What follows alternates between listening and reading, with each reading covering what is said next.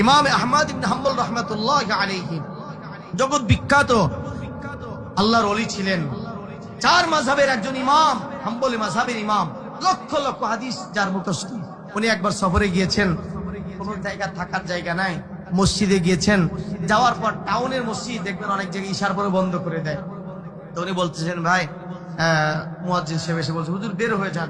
বলে আমি একটু মুতালা করব। বলে এখন আর সময় নাই, মুতালা করা দেবেন, ঈশার নামাজ শেষ, আপনি চলে যান। বলে আমি তো ফজরের নামাজ পড়ার জন্য এসেছি, আমি ফজরের নামাজ পড়ে যাব, আমি এখানে ঘুমাবো না, আমি কিতাব মুতালা করবো। বলে না, কোনো পারমিশন নাই, কমিটি থেকে সম্পূর্ণ নিষিদ্ধ।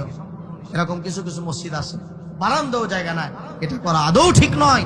মসজিদ মনে রাখবেন শুধুমাত্র নামাজের জন্য নয়, মসজিদ তিলাওয়াতের জন্য, মসজিদ জিকির করার জন্য, মসজিদ বিচার আচার করার জন্য।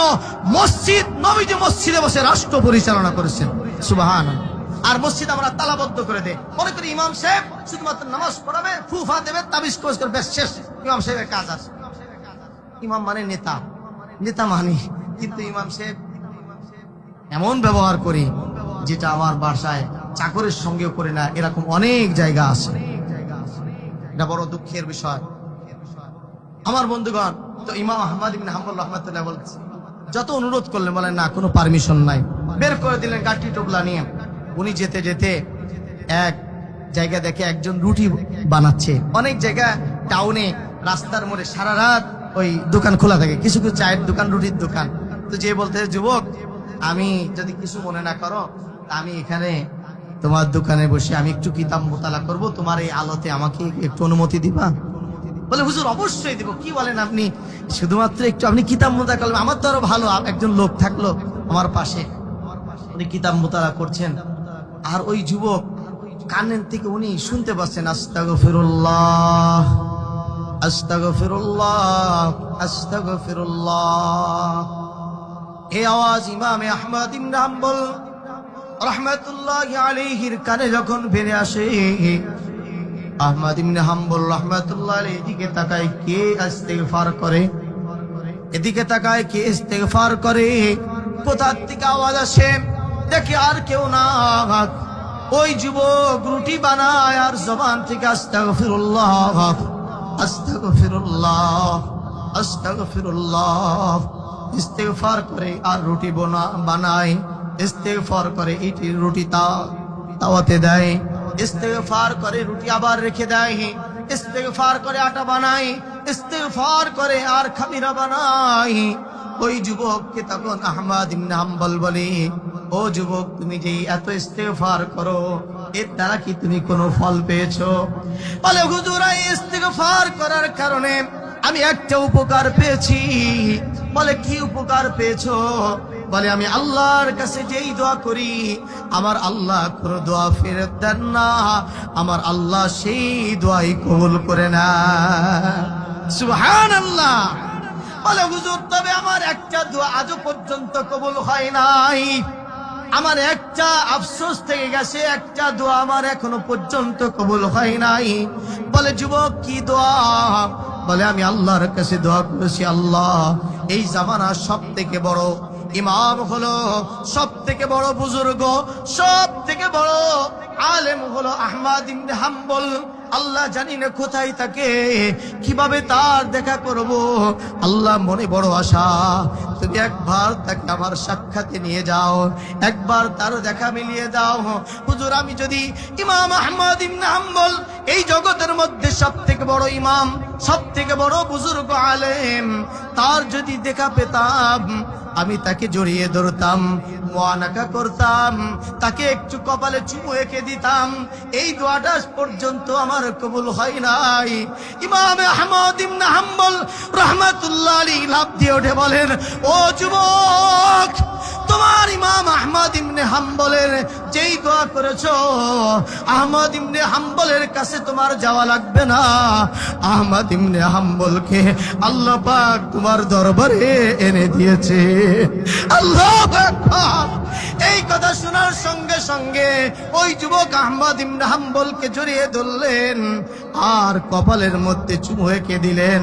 বলে ইস্তেগফার যত করবে, আল্লাহ পাক তোমার অভাব দূর করে দিবেন, ইস্তেগফার করো গুনাহ মাফ করে দিবেন। শরীরের মধ্যে রোগ রয়েছে আল্লাহ মুক্তি দান করে দিবেন, সুস্থতা দান করবেন। বেশি বেশি ইস্তেগফার করো। আল্লাহ পাক তোমার সন্তান হয় না, সন্তান হলেও সন্তানটা কথা শোনে না, সন্তানটা অশান্তির কারণ হয়ে গেছে, আল্লাহ পাক শান্তির কারণ বানিয়ে দিবেন। তোমার অভাব অনাটন দূর হয় না, বেশি বেশি করে ইস্তেগফার করবে, আল্লাহ পাক সব উপায় উপকরণ আল্লাহ তোমাকে দিয়ে একটা শান্তি সমৃদ্ধ জিন্দেগি আল্লাহ দান করে দিবে। সুবহানাল্লাহ। আমরা পারবো তো বেশি বেশি ইস্তেগফার করতে ইনশাআল্লাহ। তাহলে সৌভাগ্যের সোপান কয়টি? তিনটি, শুকর, সবর, ইস্তেগফার।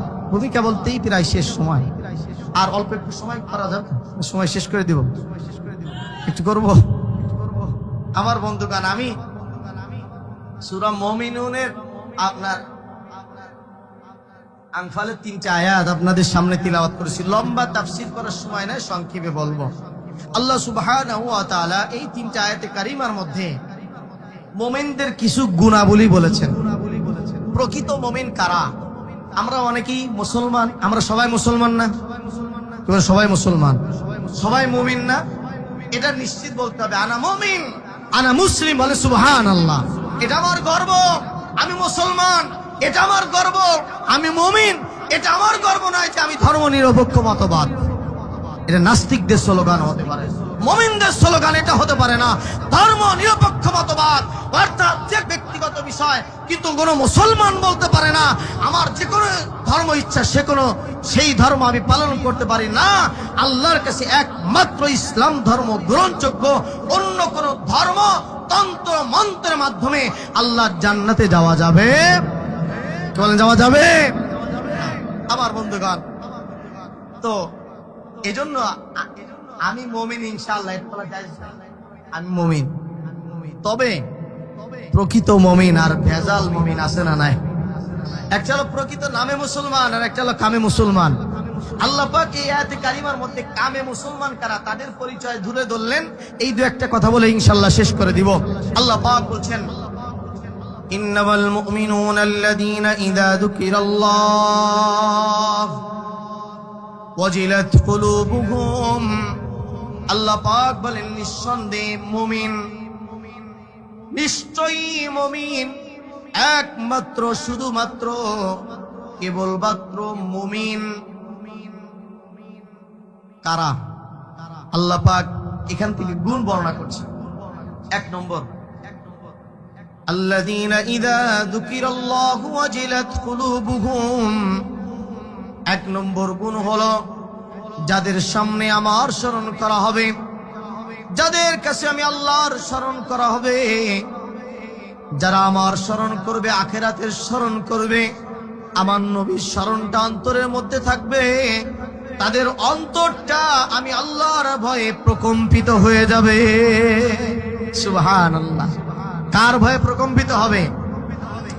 দেখেন এখানে তাফসীরে একটা কথা আছে, একটা হলো ভয়, একটা হলো বাঘের ভয়, সিংহের ভয়, আর একটা হলো উস্তাদের ভয়, আব্বা আম্মার ভয়। বলেন তো এই ভয়ের মধ্যে পার্থক্য আছে না নাই? সিংহের ভয়, বাঘের ভয়, এই ভয়ের মধ্যে শুধু আতঙ্ক থাকে, মোহাব্বত ভালোবাসা থাকে না। কেমন ঠিক ঠিক না? উস্তাদের ভয়, বাবার ভয়, এই ভয়ের মধ্যে শ্রদ্ধা ভালোবাসা কেমন থাকে কি থাকে না? আল্লাহ পাক খাউফুন বলেন নাই, আল্লাহ পাক ওয়াজিলাত বলেছেন। মুফাসসিরিন কিরামগণ বলেন মুমিন বান্দারা যখন আল্লাহকে স্মরণ করবে তো আল্লাহর প্রতি শ্রদ্ধাবনত হয়ে আল্লাহর ভালোবাসার প্রেম মুহাব্বতে তাদের অন্তরটা বিগলিত হয়ে যাবে। তারা আর আল্লাহকে গাফেল হয়ে আল্লাহর অবাধ্য কাজ তারা কখনোই করতে পারবে না। সুবহান। এটা হলো 1 নম্বর গুণ। এ কারণে আল্লাহ পাক বলেন, অবাশশিরিল মুখবিতিন আল্লাযীনা ইযা যুকিরাল্লাহ ওয়াজিলাত কুলুবুহুম। নবীজি ওই সমস্ত বিনয়ী বান্দারা যারা আমি আল্লাহ পাকের স্মরণে যাদের অন্তরটা কম্পিত হয়ে যায়, বিগলিত হয়ে যায়, তাদেরকে আপনি সুসংবাদ দিন। কিসের সুসংবাদ? তাদেরকে সফলতা, জান্নাতের সুসংবাদ দান করে দিন। সুবহানাল্লাহ। আলা বিযিকরিল্লাহি তাতমাইন্নুল তাতমাইন্নুল কুলুব। আল্লাহ পাক বলেন শোনো, আল্লাহ পাক বলেন খুব মনোযোগ দিয়ে শোনো, ও বান্দা কোথায় তুমি শান্তি তালাশ করতেছো? টাকার মধ্যে শান্তি তালাশ কর? আল্লাহ পাক বলে না না। বাড়ি বানানোর মধ্যে শান্তি ভোগ করতেছো? বলে না না। মার্সিডিজ আর BMW গাড়ি কিনতে পারলেই মনে করছো শান্তি? আল্লাহ পাক বলে না না। ক্ষমতার চেয়ার পেলেই মনে করতেছো এর মধ্যে মনে হয় আমার শান্তি। ক্ষমতার লড়াই দেখবেন কিভাবে শুরু হয়ে যায়, এখন থেকে শুরু হয়েছে। এমন রাত নাই দিন নাই, সব ঘুম হারাম হয়ে গেছে। কে মুচি, কে মেথর, কে সুইপার, কে ঋষি, এখন আর দেখার সময় নাই। কে মন্ত্রী, কে মিনিস্টার এসে বুকে জড়াই ধরে, বলে ভাতিজা এমপি সাহেব আমার গায়ে তো কাদা। বলে আমরা তো কাদা মাটির মানুষ, ধরলে সমস্যা কি? চাচা কোনো সমস্যা নাই, আমরা কাদা মাটি। সুবহানাল্লাহ, এমন মানুষ তো আর পাওয়াই যায় না। ভোটটা একেই দেওয়া দরকার। দেখা যাচ্ছে ভোটের পরে আর গায়ে ধাক্কা লাগলেও খুঁজে পায় না। বলে চেয়ারম্যান সাহেব আপনি আমাকে যে কাদা অবস্থায় জড়িয়ে ধরেছেন, তোমার কোনো কমন সেন্স নেই, পাঞ্চুয়ালিটি বলতে কিছু বোঝো না তো। আমার সময়ের মূল্য রয়েছে, আমার মিটিং এ যেতে হবে। কোথা থেকে এসেছো? যাও যাও, দূর দূর করে তাড়িয়ে দেয়। আবার এরাই স্লোগান দেয় অমুক ভাইয়ের চরিত্র ফুলের মতো পবিত্র, যদিও নামাজ পড়ে না। এখন মানে আসে না যে নামাজ পড়ে না তার চরিত্র ফুলের মতো পবিত্র হতে পারে। সুতরাং খেয়াল রাখতে হবে, ভোট একটা আমানত। আমার আমানতের দ্বারা, আমার ভোটের মাধ্যমে, আমার সিলের মাধ্যমে কোন বেনামাজিরও পার্লামেন্টের সদস্য না হতে পারে। আমার ভোটটা দিতে হবে, 1 নম্বর শর্ত হলো নামাজি হতে হবে। 1 নম্বর শর্ত হলো বিদেশে আমার টাকা পাচার না করার মতো দুর্নীতি মুক্ত মানুষকে আমি সংসদে দেখতে চাই। ঠিক ঠিক না? ভুল ত্রুটি সবার মধ্যে রয়েছে, কিন্তু বেশি ভালো যারা, কম ভুল যাদের মধ্যে রয়েছে, নামাজি, দুর্নীতি মুক্ত, সাদাবাজি মুক্ত, টেন্ডারবাজি মুক্ত, এরকম মানুষ কারা? হুজুর একটু ভেঙে বলেন। না আমি ভেঙে বলবো না, বলার অবকাশ নাই। এটা কমন সেন্স আল্লাহ পাক সবাইকে দিয়েছেন। আপনারা চিন্তা করলেই বুঝবেন এই 1.5 বছরে কারা চাঁদাবাজি করছে, কারা টেন্ডারবাজি করছে, কারা ধর্ষণে সেঞ্চুরি করছে, কারা করে বসায় দুস্থ মানবতার জমি দখল করে করে টাকার পাহাড় করে বেড়েছে। এদেরকে ভোট দেওয়া জায়েজ নয়। ঠিক ঠিক না? আমরা দেখেছি, বড় দুঃখজনক বিষয় হলো সত্য, শত শত কোটি টাকা ঋণ খেলাপি এদেরকে নমিনেশন দিয়ে দেওয়া হয়েছে। কিসের চাপে পড়ে নমিনেশন দিয়েছেন? 16 বছর পর্যন্ত ক্ষমতায় নাই, শত শত কোটি টাকা কিভাবে তারা ঋণ গ্রহণ করে বিদেশে পাচার করলো? এদের তো জেলের মধ্যে থাকা দরকার। এরা কিভাবে রাষ্ট্রনায়ক হবে, এরা কিভাবে মন্ত্রী হবে, এটা আমাদের জাতির কাছে, জাতি আজকে নির্বাচন কমিশনের কাছে জানতে চায়। ঠিক ঠিক না? যারা ক্ষমতায় নাই, এরপরেও যদি ব্যাংকের কাছে 100-200, একজনকে দেখেছি 1700 কোটি টাকা ঋণ, এরা যখন ক্ষমতা পাবে সব একেবারে ওই জান্নাতের থেকে চেয়ে কেনে আমাদের সব শোধ করে দেবে। আল্লাহু আকবার। যাই হোক, আল্লাহ বুঝার তৌফিক দান করে বলে আমি সামনের দিকে যাব না। তো বলছিলাম 1 নম্বর হলো আল্লাহ পাকের ভয়ে। আল্লাহ পাক বলছেন আলা বিযিকরিল্লাহি তাতমাইন্নুল কুলুব। তুমি কিসের মধ্যে যুবক? ফেসবুকের মধ্যে শান্তি খুঁজতেছো না? গুনার মধ্যে শান্তি নাই, গুনার মধ্যে অস্থিরতা, গুনার মধ্যে কষ্ট, গুনার মধ্যে রয়েছে তোমার শরীরের আপনার শান্তি দূর হয়ে যাওয়ার মানসিকতা। আল্লামা তকি উসমান দামাত বরকাতুল্লাহ আলাইহি লিখেছেন, ইউরোপ আমেরিকায় যদি কোনো ছেলে মেয়ে সম্মতি থাকে, সেখানে তারা ওপেন সেক্স করতে পারে, কোনো বাধা নাই। বলেন নাউজুবিল্লাহ মিন যালিক। এরপরও ঘন্টায় কত হাজার মেয়ে ধর্ষণের শিকার হচ্ছে। কেন? সেখান তো ওপেন। ধর্ষণ হচ্ছে কেন? পত্রিকা দেখো, কেন হচ্ছে ধর্ষণ? তার কারণ আল্লামা তকি উসমান দামাত বরকাতুল্লাহ আলাইহি লিখেছেন যে গুনার মধ্যে আল্লাহ শান্তি রাখেন নাই। যেই যুবক জিনা করে, ওই যুবকের আরো আপনার জিনা ব্যভিচার করার, জোরপূর্বক ধর্ষণ করার মানসিকতা শয়তান তৈরি করে দেয়। যখন দেখে জোরপূর্বক করলো শান্তি আর মেটে না, অস্থিরতা, তখন মনে করে তাকে খুন করতে হবে। খুনের মধ্যে মনে হয় শান্তি রয়েছে।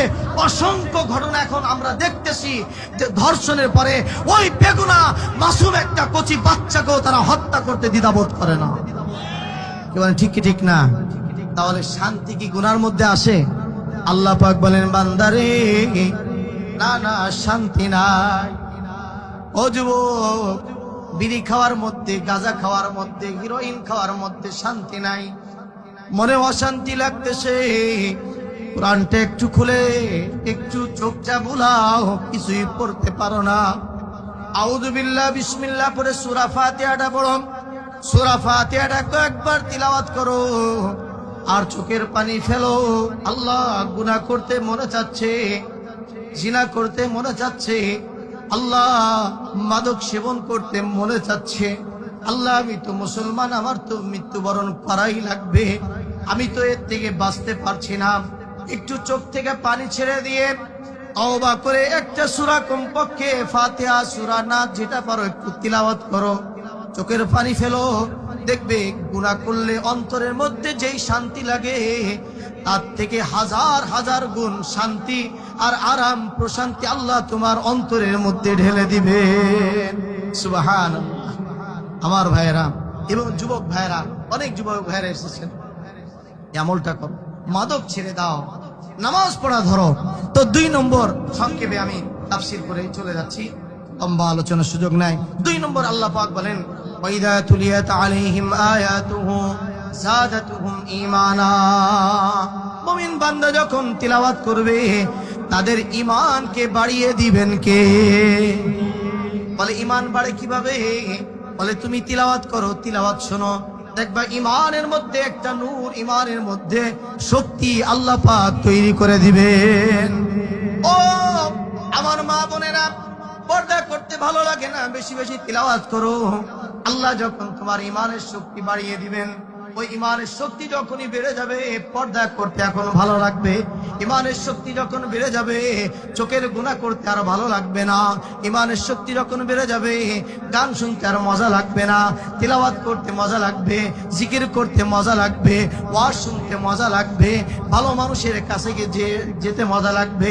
মোবাইলে আপনার অশ্লীল ছবি দেখলে আর মজা লাগবে না। ঈমান যত বাড়বে তত নেকের কাজে মজার, গুনার প্রতি ঘৃণা তৈরি করে দিবেন কে? আল্লাহ পাক তৈরি করে দিবেন। এই জন্য বিশুদ্ধ তিলাওয়াত শিক্ষা করা, এই যে মাদ্রাসাগুলো রয়েছে না, এই মাদ্রাসাগুলো বিশুদ্ধ তিলাওয়াত শিক্ষা দেয়। বলে সুবহানাল্লাহ। আমার বন্ধুগণ, কথায় কথা আসে, বাচ্চাদেরকে আমাদের এই যে পেলে নার্সারি থেকে স্কুলের বইগুলো পড়ানো হয়, সাথে সাথে কোরআনের শিক্ষাও, কোরআনে বিশুদ্ধ তিলাওয়াত তাদেরকে শিক্ষা দেওয়া হয়। বলে সুবহানাল্লাহ। কেন দেওয়া হয় জানেন? ছোট্ট একটা বাচ্চা, এটাকে যখন শিক্ষা দেওয়া হয় বড় ধরনের একটা লাভ হয়। একটা ঘটনা বললে আরো বুঝে আসবে। বলবো? অনেকে হাতি পোষে না, হাতি পোষে না অনেকে।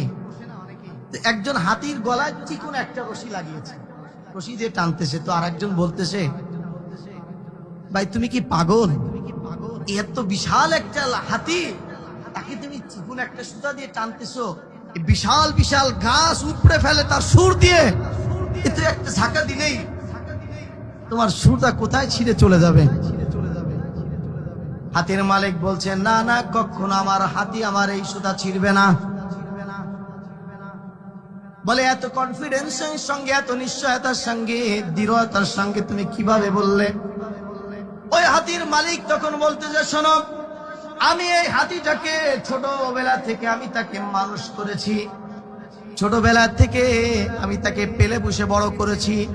তার গলায় যে রশিটা দেখতেছো, এই রশিটা হলো ছোটবেলার থেকে আমি তার গলায় দিয়েছিলাম। ওই ছোটবেলায় অনেক সে টানা চেষ্টা করেছে, কিন্তু ছিঁড়তে পারে নাই। যখন বড় হয়ে গেছে তখন তার চিন্তা চেতনা এমন হয়েছে, আমি যতই টানি এই দড়ি আমি কোনোদিন ছিঁড়তে পারবো না। এই চিন্তা চেতনা তার মধ্যে আসার কারণে কখনো সে ওই দড়িটা ছিঁড়ার জন্য চেষ্টাও করে না। বলেন না সুবহানাল্লাহ। ঠিক তেমনি ভাবে যে ছোট্ট কোমলমতি সন্তানকে একাডেমিক জেনারেল শিক্ষার পাশাপাশি কোরআনের পরশ, আল্লাহর মুহাব্বত, রাসূলের মুহাব্বত যার অন্তরের মধ্যে ঢুকিয়ে দেওয়া হবে, ওই সন্তান যত বড় হোক না কেন, সে পুলিশ হোক, আপনার দারোগা হোক, এসি হোক, এসপি হোক, ডিসি হোক, ব্যারিস্টার হোক, প্রাইম মিনিস্টার হোক না কেন, সে যখন রাষ্ট্রের দায়িত্ব পাবে, কোরআনের পরশ যখন তার ছোটবেলা থেকে মস্তিষ্কের মধ্যে ঢুকে যাবে, কোনোদিন সে মা বাবার অবাধ্য সন্তান হবে না। কি বলেন ঠিক কি ঠিক না? কোনোদিন সে রাষ্ট্রের টাকাকে পাচার করে বিদেশে পাচার করবে না। কোনোদিন সে ঘুষ দিয়া মানুষের রক্তকে চুষতে পারবে না। কোনোদিন সে সুত্তর হবে না। কোনোদিন সে মাদকাসক্ত হবে না। সে সমাজের মধ্যে রাষ্ট্রের একজন শরীফ উসমান হাদির মতো সূর্য সন্তান হয়ে উঠবে। বলে ঠিক কি ঠিক না? আল্লাহ পাক আমাদের কবুল করেন বলে আমিন। তো তিলাওয়াতের মাধ্যমে এই উপকার হয়। 2 নম্বর। 3 নম্বর হলো আল্লাযীনা ইয়াকিমুনাস সালাহ ওয়া আলা রাব্বিহিম ইয়াতাওয়াক্কালুন। 3 নম্বর আল্লাহ পাক বলেন, মুমিন বান্দারা ভরসা করবে কার উপর? বিপদ আসলে ভরসা করবে কার উপর? সুখে থাকলে দুঃখে থাকলে সব সময় ভরসা করতে হবে কার উপর? বিপদ আসলে আল্লাহকে ভুলে যাবে? বলে না না, বিপদ আসলে আল্লাহকে মনে রাখবে, সুখে থাকলে আল্লাহকে মনে রাখবে। আল্লাহর নবী বলে, লাউ আন্নাকুম তাতাওয়াক্কালুনা আলাল্লাহি হাক্কা তাওয়াক্কুলিহি লারাযাকাকুম কামা ইয়ারযুকুত তায়র তাগদু খিমাসাও ওয়া তারুহু বিতানা। আল্লাহর নবী বলেন, তোমরা যদি আল্লাহর উপর অবিচল বিশ্বাস আর ভরসা রাখতে পারো, আল্লাহ পাখিকে যেইভাবে রিজিক দান করেন, তোমাকেও সেইভাবে আল্লাহ রিজিক দান করবে। সুবহানাল্লাহ বলেন। বলে পাখিকে আল্লাহ কিভাবে রিজিক দেন? নবীজি বলেন, তাগুদু খিমাসাও ওয়া তারুহু বিতানা। তোমরা কি দেখো না, পাখিগুলো সকাল বেলা যখন ঘর থেকে বের হয়, ঝাঁকে ঝাঁকে লক্ষ লক্ষ পাখিগুলো বের হয়, সব পেটে ক্ষুধা থাকে। সন্ধ্যার সময় যখন বাড়িতে ফিরে আসে, প্রত্যেকটা পাখি পেট ভর্তি অবস্থায় বাসায় ফিরে আসে। সুবহানাল্লাহ। খাদ্যমন্ত্রী খাদ্য রাখে, রাষ্ট্রপতি তাদের খাদ্য যোগান দিয়েছে, খাদ্য ব্যবস্থা করেছেন কে? এজন্য আল্লাহ পাক বলেন, ওয়ামান ইয়াত্তাকিল্লাহা ইয়াজআল লাহু মাখরাজা ওয়া ইয়ারযুকুহু মিন হাইসু লা ইয়াহতাসিব। ও যুবকেরা, ও মা বোনেরা, ও আমার সম্মানিত বাবারা, মাথার গাম পায়ে ফেলতেছি, আরামের ঘুম হারাম করে ফেলতেছি কেন? রুটি রুজির ব্যবস্থা করার জন্য, সন্তানের মুখে হাসি ফোটাবার জন্য। আল্লাহ পাক বলেন, আমাকে স্মরণ করো, গুনাহ ছেড়ে দাও, আমি আল্লাহকে ভয় করো, তাকওয়া অবলম্বন করো। তুমি যতই বিপদে পড়ো না কেন, ওই বিপদ থেকে উদ্ধার করার রাস্তা আমি আল্লাহ বের করে দিব। ওয়ারযুকুহু মিন হাইসু লা ইয়াহতাসিব। এমন জায়গা থেকে আমি আল্লাহ রিজিক দান করব, আমার বান্দা কোনোদিন তা কল্পনাও করতে পারবে না। সুবহানাল্লাহ। সুতরাং সব সময় স্মরণ রাখতে হবে, ইবাদত করতে হবে কার? আচ্ছা, আপনি যে এই মালিকের 24 ঘন্টা ডিউটি করেন, সেই মালিক, তার মধ্যে মানবতা যদি থাকে, মনুষ্যত্ব থাকে, আপনাকে বেতন দেবে না? দেবে কি দেবে না? অবশ্যই দিবে। পৃথিবীর সবাই দিবে, কারণ সে আমার 8 ঘন্টা 12 ঘন্টা 24 ঘন্টা ডিউটি করছে। আপনার সংসার কিভাবে চলবে সে দেখাশোনা করবে না? তো যে আল্লাহ আপনাকে সৃষ্টি করেছেন, সে আল্লাহ বলছেন নামাজ পড়ো, সে আল্লাহ বলছেন রোজা রাখো, সে আল্লাহ বলছেন হজ করো, সে আল্লাহ বলছেন যাকাত দাও, সে আল্লাহ বলছেন চোখের হিফাজত করো, সে আল্লাহ বলছে পর্দা করো। আমি যখন আমার আল্লাহর গোলামি করব, দুনিয়ার মানুষের গোলামি করলে সে আমাকে বেতন দেয়, দুনিয়ার মানুষের গোলামি করলে সে আমার রুটির ব্যবস্থা করে দেয়, দুনিয়ার মানুষের গোলামি করলে সে আমার সংসারের দায়িত্ব নিয়ে নেয়। আরে দুনিয়ার মানুষ কিসের মালিক? সে তো মাত্র কয়েকটা টাকার পয়সার আল্লাহর দেওয়া সম্পদের মালিক। আর রাজাদিরাজ যে আল্লাহ 7 আসমান আর জমিন বানিয়েছেন, আমি যখন তার গোলামি করব, সে আল্লাহ আমাকে তো কোনোদিন অভাবে আর দুঃখে কোনোদিন রাখতে পারে না। কি বলেন ঠিক কি ঠিক না? সে আল্লাহর গোলামি করার দরকার আছে না নাই? আল্লাহ পাক তৌফিক দান করে বলে আমিন। এলো 3 নম্বর। আল্লাহ পাকের উপর মুমিনরা ভরসা করবে। 4 নম্বর, আল্লাযীনা ইয়াকিমুনাস সালাহ।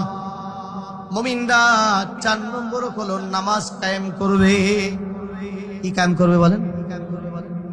বলেন নামাজ পড়বে না, নামাজ কায়েম করবে। কায়েমের বিভিন্ন ব্যাখ্যা আছে, বিশুদ্ধ এবং সহিহ ব্যাখ্যা হলো তাফসীরে মাআরিফুল কোরআনের মধ্যে মুফতি শফি সাহেব রাহমাতুল্লাহি আলাইহি লিখেছেন, কায়েম মানে দাঁড়ানো, দাঁড় করানো, সোজা হয়ে দাঁড়ানো। আর নামাজ সোজা হয়ে দাঁড়াবে কিভাবে? আল্লাহ রাসূল সাল্লাল্লাহু আলাইহি ওয়াসাল্লাম যেভাবে নামাজ পড়েছেন, সাহাবায়ে কেরামকে যেভাবে শিক্ষা দিয়েছেন, সেইভাবে নামাজের আদব, সুন্নাহ, ফরজ, রুকনগুলো ধীর স্থিরভাবে আদায় করা, এটাকে বলা হয় নামাজ কায়েম করা। বলেন সুবহানাল্লাহ। যখন আমি নামাজ পড়বো, আল্লাহ পাক বলেন ইন্নাস সালাতা তানহা আনিল ফাহশাই ওয়াল মুনকার। আল্লাহ পাক বলেন বান্দা, যখন তুমি নামাজি হয়ে যাবে, পাক্কা নামাজি হয়ে যাও, এই নামাজ সমস্ত অশ্লীলতা থেকে, গুনাহ থেকে তোমাকে বাঁচিয়ে দিবে। বলে হুজুর নামাজ পড়ে গুনাহ তো ছাড়ে না। বলে ও যুবক, গান দেখতেছো, নামাজ পড়ো, নামাজে যাও। গুনাহ করতেছো, মাদকাসক্ত, তারপরে নামাজ ছেড়ে দিও না। বেপরদায় চলতেছো, নামাজ ছেড়ে দিও না। নামাজ কন্টিনিউ পড়ে যাও, পড়ে যাও। একদিন না একদিন এই নামাজ ইনশাআল্লাহুল আজিজ সমস্ত গুনাহ থেকে তোমাকে বাঁচিয়ে দিবে। কারণ বলেছেন কে? আল্লাহর কথার মধ্যে সন্দেহ আছে? আল্লাহ পাক বলেন তানহা আনিল ফাহশাই ওয়াল মুনকার, অশ্লীলতা, গর্হিত কাজ। 2টা শব্দ আল্লাহ পাক কেন বললেন? 2টাই অন্যায় কাজ। মুফাসসিরিন ইকরামগণ বলেন কিছু কিছু অন্যায় আছে যেটা সাধারণ মানুষও বোঝে। একজনকে হত্যা করা এটা অন্যায় কাজ, সবাই বোঝে না? দেশের টাকাগুলো পাচার করা অন্যায় কাজ, এটা বোঝানো লাগে? দর্শন অন্যায় কাজ, এটা বোঝানো লাগে? এটা বুঝে না। কিন্তু সুদ, ঘুষ, কোনটা সুদ, ঘুষ, এটা বুঝতে হয় দিমাগ দিয়ে। আল্লাহ পাক 2টা শব্দ ব্যবহার করেছেন। যেই গুনাহ তোমার বুঝে আসে না এটা গুনাহ, যেই গুনাহ বুঝে আসে তার থেকে আল্লাহ তোমাকে বাঁচিয়ে দিবেন।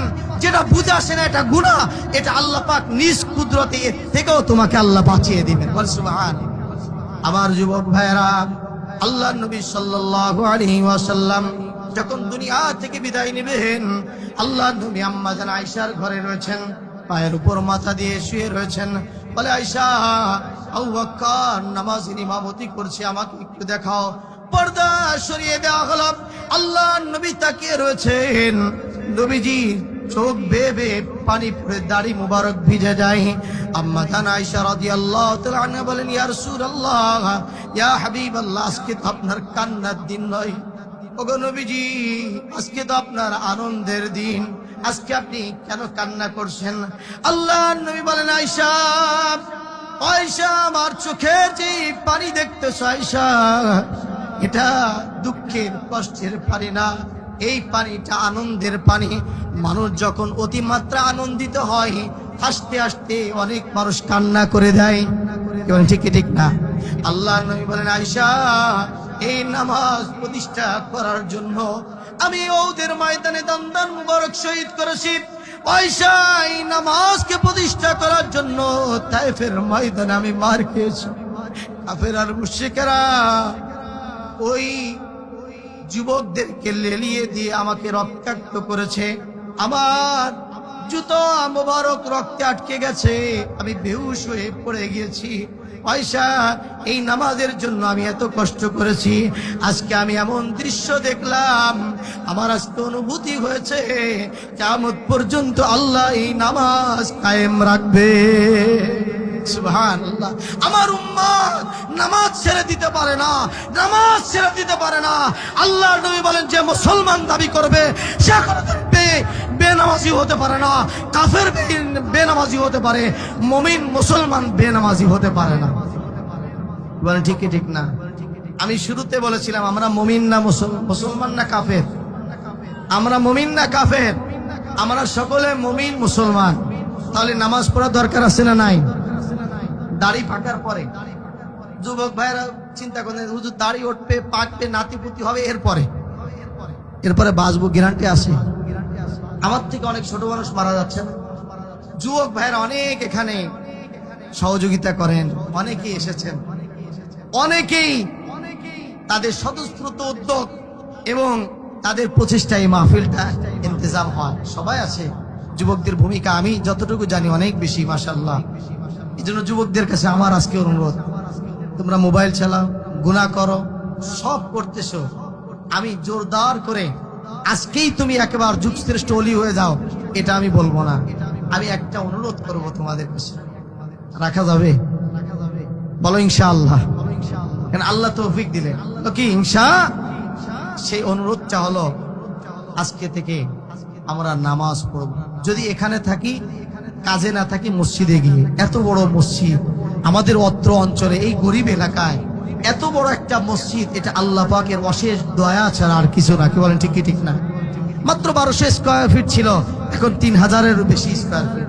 এরপর দোতলাও আলহামদুলিল্লাহ আমাদের যে মেহেদি মামা, রকম মামা, এরপরে এলাকাবাসী অনেকেই, বিশেষ করে তাদের সহযোগিতা, এত সুন্দর এসিও লেগে গেছে। এরপরেও যদি আমরা মসজিদে না আসি, ও যুবক বলেছিলাম না, ওই অক্সিজেনের জন্য 5 মিনিট বন্ধ করলে বাঁচা যাবে? সেই আল্লাহ তোমাকে অক্সিজেন দিচ্ছেন, সেই আল্লাহ তোমাকে চলার শক্তি দিচ্ছেন, সেই আল্লাহ ধরার হাতের শক্তি দিচ্ছেন। সেই আল্লাহ চাইলে তোমাকে প্রতিবন্ধী বানাতে পারতেন না? সে আল্লাহ তোমাকে বলছেন, তোমাকে সব আমি দিলাম, চোখ দিলাম, নাক দিলাম, হাত দিলাম, তোমাকে অক্সিজেন দিয়ে বাঁচিয়ে রাখলাম, মাত্র তোমার থেকে একটু 2 ঘন্টা 2.5 ঘন্টা সময় চেয়েছি। আরে কপাল পোড়া, 10,000 টাকা মাত্র বেতন দেয়, 8 ঘন্টা 12 ঘন্টা ডিউটি করে, এটাকে তার দায়িত্ব আর কর্তব্য মনে করে। কেউ এই অবজেকশন করে না, কেন 10 ঘন্টা ডিউটি করব, কেন 8 ঘন্টা ডিউটি করব, কেউ এই কথা বলে না। কেন? আমাকে মাসে 10,000 টাকা দেয়। আল্লাহ তোমাকে 10,000 টাকা না, দিনে তো তোমাকে লক্ষ লক্ষ টাকার অক্সিজেন আল্লাহ দিচ্ছেন। সে আল্লাহ বলে, ও বান্দা, তোমার থেকে মাত্র 2.5 ঘন্টা আমি চাইলাম, এই 2.5 ঘন্টা কি আল্লাহর হক না? আল্লাহকে দেওয়া দরকার আছে না নাই? যদি না দেয়, আমার থেকে নেব, খারাপ কপাল পুরো আর কে হতে পারে? এজন্য যুবকরা আজকে থেকে নিয়ত করা যায় না, হুজুর যদি বাড়িতে থাকি, কাজে না থাকি, ব্যস্ত না থাকি, মসজিদে গিয়ে নামাজ পড়বো, এই নিয়তটা করা যায় তো ইনশাআল্লাহ? কে কে করতে পারে একটু নারায়ে তাকবীর, লিল্লাহি তাকবীর। আল্লাহ মা যুবক ভাইরা নামাজ পড়ার নিয়ত করেছে, আল্লাহ সকলকে কবুল করে না বলে আমিন। আল্লাহ এই কোরআনে মাহফিল করার জন্য রাত দিন তারা একাকার করে, আল্লাহ তারা এই চেষ্টা করেছে, তাদের এই চেষ্টাকে কবুল করে আল্লাহ এই চেষ্টার ওসিলায় প্রত্যেককে তুমি খালিদ বিন ওলীদ রাদিয়াল্লাহু তাআলা আনহুর মতো মর্দে মুজাহিদ বানিয়ে দাও। সকলে বলে আমিন। 3টে কথা বললাম, 4 নম্বর নামাজ, 5 নম্বর বলে শেষ। 5 নম্বর ওয়ামিম্মা রাযাকনাহুম ইনফিকুন, তাদেরকে আমি যা দিয়েছি তা থেকে তারা ব্যয় করবে। এখানে একটা কথা মনে রাখবেন, আল্লাহ পাক যত জায়গায় বলেছেন দান করো, তত জায়গায় আল্লাহ পাক বলেছেন আমি তোমাদেরকে যা দিয়েছি। সুবহানাল্লাহ বলেন। আপনার ম্যানেজারকে, আপনার কর্মচারীকে যদি আপনি বলেন যে অমুককে 10,000 টাকা দাও, অমুককে 20,000 টাকা হাদিয়া দাও, আপনার কি দিতে কষ্ট লাগবে? কেন? এই টাকা তো মালিক আমি, আমার বস আমাকে নির্দেশ দিয়েছে কি করতে।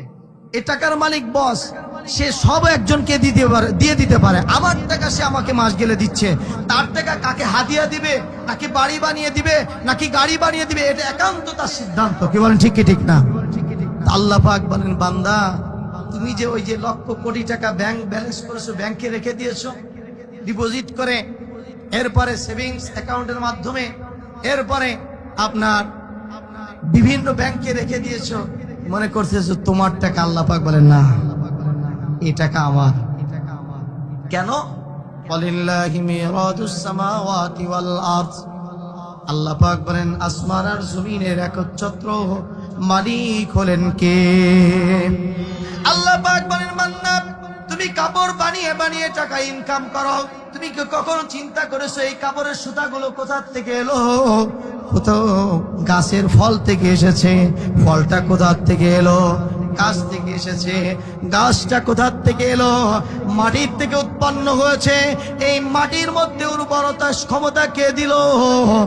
গোড়ায় গিয়ে একটা উত্তর আসবে, সেই উত্তরটা হলো আল্লাহ।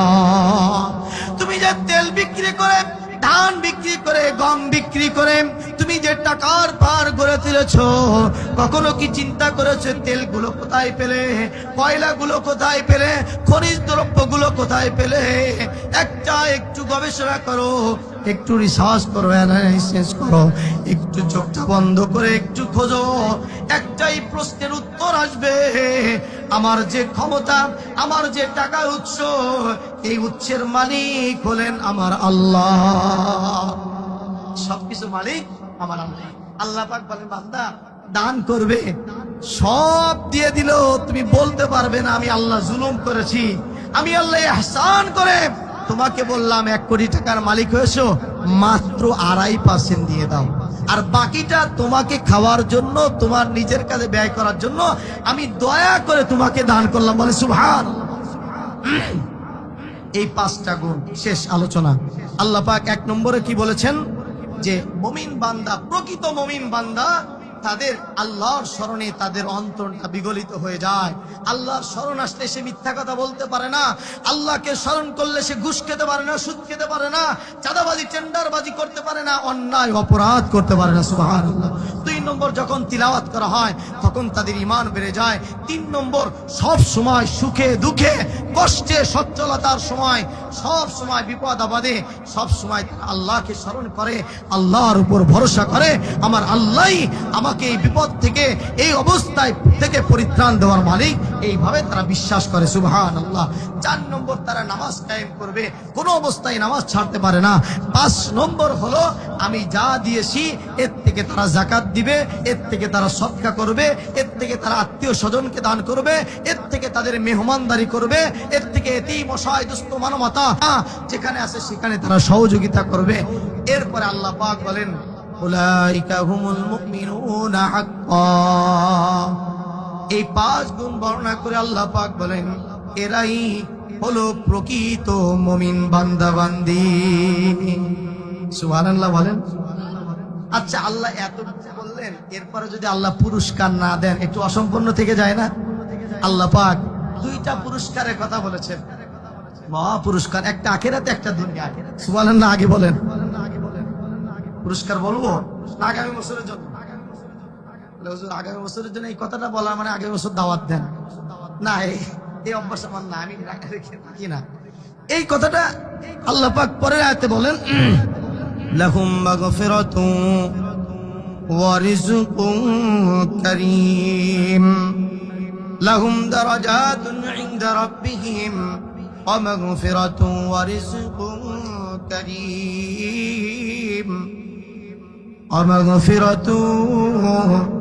রিজকুন কারীম, যাদের মধ্যে এই 5 গুণ থাকবে আল্লাহ পাক 3টা পুরস্কারের ঘোষণা দিয়েছেন। বলেন কয়টা পুরস্কার? 1 নম্বর, উচ্চ মর্যাদা আল্লাহ তাদেরকে দান করবেন। আজকে সংসদে যাওয়ার যে লড়াই হচ্ছে, শুরু হয়ে গেছে আজকে থেকে, এর মূল একটা কারণ হলো সম্মান অর্জন করা। এমপি বলবে, মন্ত্রী সাহেব বলবে, এমপি সাহেব বলবে, এই একটা ডাক শোনার জন্য লক্ষ লক্ষ কোটি কোটি টাকা মানুষ নির্দ্বিধায় ব্যয় করে। আল্লাহ পাক বলেন, বান্দা এই 5টা গুণ অর্জন করো, আমি আল্লাহ মুকুটহীন বাদশাহ তোমাকে বানিয়ে দিব। সুবহানাল্লাহ। লাহুম দারাজাতুন ইনদা রাব্বিহিম। 2 নম্বর, ওয়া মাগফিরা, তোমাদেরকে আমি আল্লাহ ক্ষমা করে দিব। সুবহানাল্লাহ। আচ্ছা, মানুষ যদি ক্ষমা হয়ে যায়, পাপ থেকে ক্ষমা পেয়ে যায়, তাহলে সে জাহান্নামে যাবে না জান্নাতে যাবে? জান্নাতে আমরা যেতে চাই না? মানুষের সব থেকে বড় পাওয়া হলো আল্লাহর পক্ষ থেকে ক্ষমা পাওয়া। 3 নম্বর, লাহুম মাগফিরাতুন ওয়া রিজকুন কারীম। 3 নম্বরটাও আল্লাহ দুনিয়ার কথা বলেছেন। দেখেন, আমরা কিন্তু লগতে বিশ্বাসী। এখানে যদি কাউকে বলা হয় ফজরের নামাজ যারা যারা পড়বা প্রতিদিন 1 লক্ষ টাকা করে দেওয়া হবে, বলেন আমাদের এই মসজিদে জায়গা দেওয়া সম্ভব হবে? প্রত্যেকটা ফজরের নামাজ জুম্মা ছাড়াই যাবে না? কি বলেন, যাবে কি যাবে? প্রতিটা ফজরের নামাজ জুম্মা ছাড়াই যাবে, কারণ লগতে আমরা বিশ্বাসী। আর যদি বলা হয় প্রত্যেকটা ফজরের নামাজ আদায় করলে, নবীজি বলেছেন, মান সাল্লা সুবহা ফাহুয়া ফি জিম্মাতিল্লাহ, যে ফজরের নামাজ পড়ে সে আল্লাহর জিম্মায় চলে যায়, তার জানের দায়িত্ব আল্লাহ নিয়ে নেয়, তার মালের দায়িত্ব আল্লাহ নিয়ে নেয়, তার সম্মানের দায়িত্ব আল্লাহ নিয়ে নেয়। রাস্তায় বের হয়, আল্লাহ পাক তাকে নিরাপদে চাদর থেকে তার জীবন নিরাপত্তার দায়িত্ব আল্লাহ পাক নিয়ে নেন। বলে সুবহান। কত বড় আল্লাহ পাক অফার দিয়েছেন, ওইটা আমরা দেখতে পারি। আখিরাতে আল্লাহ জান্নাত দিবেন, এটা বাকি, এই কারণে আমরা বিশ্বাস করি না, লগত চাই বিশ্বাসী। এজন্য আল্লাহ 3টা পুরস্কার বলেছেন, 2টা দুনিয়ায়, 1টা আখিরাতে। প্রথমটাও দুনিয়ার পুরস্কার উচ্চ মর্যাদা, শেষটাও দুনিয়ার পুরস্কার, মাঝখানেরটা আল্লাহ আখিরাত বলেছেন। বলে সুবহানাল্লাহ। প্রথমটা উচ্চ মর্যাদা, 2 নম্বর আপনার মাগফিরাত করে জান্নাত, আর 3 নম্বর আল্লাহ পাক বলেন লাহুম মাগফিরাতুম ওয়া রিজকুম কারীম।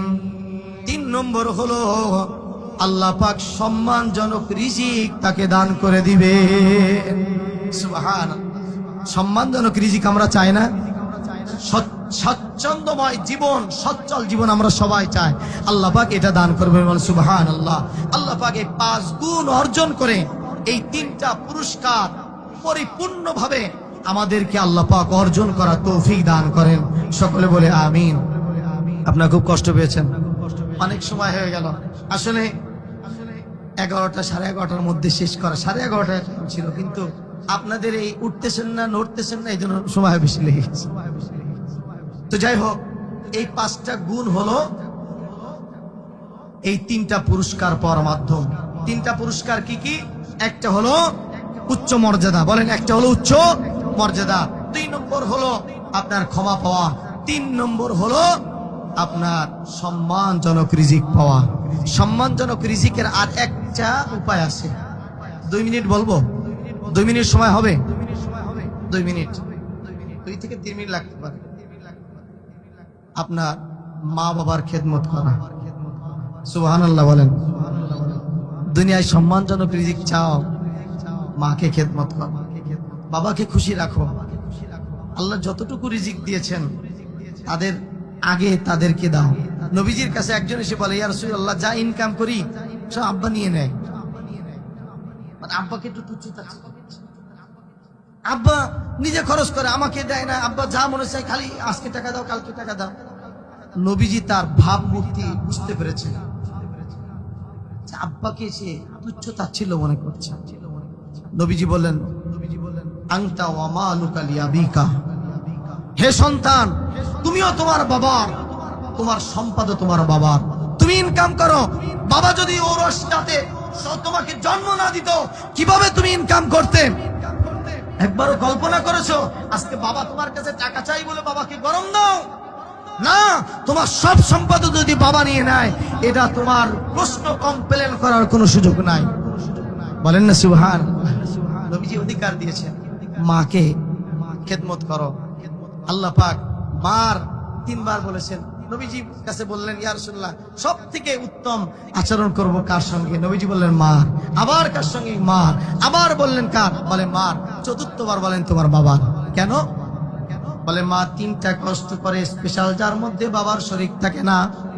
1 নম্বর হলো জন্মদাত্রী মা, 9 মাস 10 মাস তার পেটের মধ্যে একটা জীবন্ত বাচ্চা নিয়ে ঘুরে বেড়ায়। মা আরামে ঘুমাতে পারে না, ঠিক মতো খেতে পারে না, একাকী নিভৃতে কান্না করে। দুনিয়ার কেউ জানে না, বুঝতেও পারে না। এই মা এত কষ্ট করে, বাবা এর কষ্টের মধ্যে শরীক থাকে না। সন্তান প্রসব বেদনা, বাবা শরীক থাকে না। আর দুধ পান করানো, এই কষ্ট, বাবা শরীক থাকে না। এ কারণে নবীজি 3 বার মায়ের কথা বলেছেন। সুবহানাল্লাহ। মার দোয়া যদি লেগে যায়, আল্লাহ কোনোদিন তোমাকে বেইজ্জতি করবে না। বলে সুবহানাল্লাহ। হযরত বাইজিদ বিস্তামি রাহমাতুল্লাহ আলাইহি এই ঘটনায় শেষ, এটা বলতে যাচ্ছিলাম। উনি ছোট্ট মানুষ, আপনারা অনেকেই শুনেছেন, তারপরও শোনা কথা বারবার বললেই এটা মস্তিষ্কে বসে যায়। ছোট মানুষ মায়ের কাছে পানি চেয়েছে, বলে আমার পানি তৃষ্ণা লেগেছে, একটু পানি এনে দাও। ছোট মানুষ, আগে তো ঘরের মধ্যে একটা কল ছিল না, দূরের থেকে পানি আনতে আনতে এসে দেখে মা ঘুমিয়ে পড়েছে। কিন্তু ছোট্ট মানুষ, কিন্তু তার বুদ্ধি কি দেখেন, চিন্তা করতেছে আমার মাকে যদি এখন ডাকি, কাঁচা ঘুম, মার কষ্ট লাগবে, ডাকে নাই। বলে সুবহানাল্লাহ। মায়ের শিওরে দাঁড়িয়ে রয়েছে, কনকন শুধু কাঁপতেছে, মাকে ডাকে না। যখন মা ঘুম থেকে উঠেছে, দেখে বাচ্চাটা বাইজিদ বুস্তামি পানি হাতে নিয়ে মাথার শিওরে দাঁড়িয়ে রয়েছে। মা বলে, বাইজিদ তুমি এখনো ঘুমাও নাই কেন? বলে মা তুমি পানি পান করতে চেয়েছিলে, আমি পানি এনে দাঁড়িয়ে রয়েছি, বলে আমাকে ডাকো নাই কেন? বলে মা কাঁচা ঘুম ভাঙলে আপনার কষ্ট হতে পারে, এই জন্য আমি ডাকি নাই। মা বাইজিদ বুস্তামি রহমাতুল্লাহি আলাইহির হাত থেকে পানি পান করলেন। পানি পান করে বাইজিদ বুস্তামি রহমাতুল্লাহি আলাইহিকে শুয়ে ঘুম পাড়িয়ে দিলেন। এরপরে মা জায়নামাজ বিছিয়ে মনের মধ্যে এমন আনন্দ আর ভালো লেগেছে, মা এত খুশি হয়েছে, 2 রাকাত নামাজ পড়ে চোখের পানি ছেড়ে আল্লাহর কাছে দোয়া করে, আল্লাহ আমার বাইজিৎ আজকে আমাকে যে খেদমত করেছে, ছোট্ট বাইজিৎ আমি মার কলিজাটা ভরে গেছে, আল্লাহ আমার বাইজিদের জন্য আমি দোয়া করলাম, আল্লাহ যুগ শ্রেষ্ঠ, আল্লাহ তোমার ওলি আমার বাইজিদকে বানিয়ে দাও। ওই মায়ের দোয়ার বরকতে আল্লাহ গোটা পৃথিবীর মধ্যে অলিকুল শিরোমণি আল্লাহ তাকে বানিয়ে দিয়েছে। বলে সুবহানাল্লাহ। আমার বন্ধুগণ, এজন্য সম্মানজনক রিজিক চাও, মায়ের খেদমত করো, আল্লাহ পাক আমাদের তৌফিক দান করেন, সকলে বলে আমিন। সর্বশেষ কথা হলো এই মাদ্রাসা সংক্রান্ত কিছু আলোচনা করার দরকার ছিল, কিন্তু টাচ দেওয়া হয়েছে। আপনারা জানেন এখানে আমরা নতুন ভাবে কিছু ভালো উপহার দেওয়ার জন্য আমরা চেষ্টা করছি। আমরা স্মরণ করছি এই মাদ্রাসা যিনি প্রথম প্রতিষ্ঠা করেছেন, আজকে আমাদের মাঝে তিনি এসেছেন, বলে আলহামদুলিল্লাহ। হযরত মাওলানা সাইফুল্লাহ সাহেব দামাত বরকাতুহুল আলিয়া। মানুষের রিজিক কখনো এক জায়গা কখনো আর এক জায়গা যাবে, এজন্য আমি মুবারকবাদ জানাই বিশেষ করে যুবক সম্প্রদায় এবং মাহফিল ইন্তেজামিয়া কমিটিকে এবং এলাকাবাসীকে। একজন ইমাম যে কোনো কারণে হয়তো সে চলে যেতে পারে, কিন্তু সে পরবর্তীতে আর আসতে পারবে না। এই কমন সেন্স, এই মেন্টালিটি থেকে আমাদের বের হয়ে আসা দরকার। যখন আমরা তাকে বিদায় দিব, যে কোনো কারণ হোক, তাকে ফুলের অভ্যর্থনা জানিয়ে, তাকে আপনার সম্মান জানিয়ে তাকে বিদায় দেওয়া উচিত। কি বলেন, ঠিক কি ঠিক না?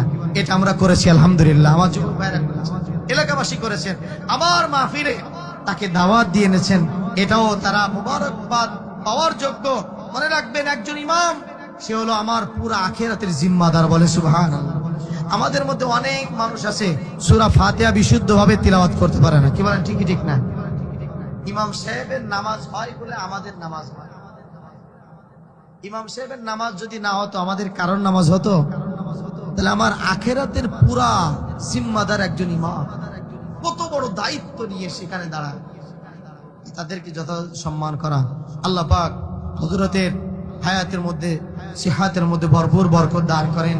তার প্রতিষ্ঠিত এই মাদ্রাসা এখন যারা দায়িত্বশীল রয়েছেন, তাদেরকে আরো সুচারুভাবে, সুষ্ঠুভাবে, সুন্দরভাবে পরিচালনা করার, এবং আমাদের কাছে যে বাচ্চাগুলো আমানত, একটা হলো আমানতুল আতফাল, একটা হলো আমানতুল আমওয়াল, আপনার একটা হলো সম্পদের আমানত আর একটা হলো সন্তানের আমানত।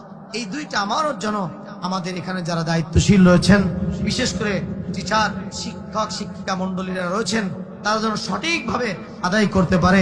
প্রত্যেকটা সন্তানকে যেন যুগ শ্রেষ্ঠ আল্লাহর ওলি এবং জাগতিক সমস্ত জ্ঞানে সমৃদ্ধশালী করে এই প্রতিষ্ঠানটা উত্তরোত্তর উন্নতি তারাক্কি করতে পারে, সেই তৌফিক আল্লাহ পাক দান করে, সকলে বলে আমিন। ওয়া আখিরু দাওয়ানা আলহামদুলিল্লাহি রাব্বিল আলামিন।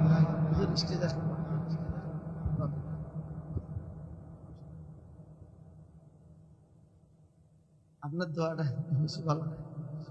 হুজুরকে একটু নিয়ে আসেন, আমাদের সকলের মুরব্বী। আমরা হযরত হুজুরকে এখনো আমরা পেয়েছি, আল্লাহ পাক তার থেকে আমাদের দোয়া নেওয়ার, এখনই দোয়া হবে, আমরা দোয়া করে তারপর যাবো ইনশাল্লাহ। অনেক রাত পর্যন্ত। আচ্ছা, আপনারা এখানে যারা বসেছি, আমরা বলেন তো দুনিয়ার জন্য না আল্লাহর জন্য? কার জন্য জোরে বলেন? আল্লাহর জন্য। এই শীত, কনকন শীতের মধ্যে এখানে কাউকে কিন্তু তাবারকও দেওয়া হবে না, টাকা পয়সাও দেওয়া হবে না। আমরা একমাত্র বসেছি কার জন্য? আল্লাহ পাকের জন্য। আল্লাহ পাক যেন আমাদের সকলকে আখিরাতে জান্নাতের এক দস্তরখানা এভাবে আল্লাহ পাক কবুল করেন, সকলে বলে আমিন। হুজুর আমাদের সকলের জন্য দোয়া করবেন। আমাদের এলাকায় যারা চলে গেছেন, যারা অসুস্থ আছেন, যারা এই আয়োজন করেছেন, আল্লাহ পাক সকলকে দুনিয়া আখিরাতের কামিয়াবি দান করেন।